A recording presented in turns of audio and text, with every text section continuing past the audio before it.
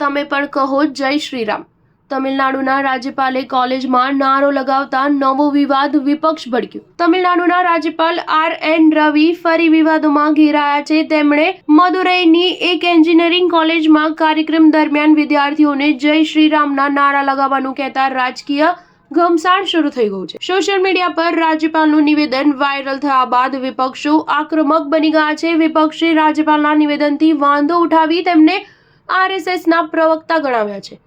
વિડીયોમાં રાજ્યપાલ કંબ રામાયણ લખનારા એક પ્રાચીન કવિને શ્રદ્ધાંજલિ આપવા માટે વિદ્યાર્થીઓને જય શ્રી રામનો નારો લગાવવાની અપીલ કરતા જોવા મળ્યા છે. એન્જિનિયરિંગ કોલેજના એક કાર્યક્રમમાં રાજ્યપાલે કહ્યું કે આપણે આજના દિવસે તે મહાપુરુષને શ્રદ્ધાંજલિ આપીશું જેઓ શ્રીરામના મહાન ભક્ત હતા. હું કહીશ જય શ્રી રામ, તમે પણ કહો જય શ્રી રામ.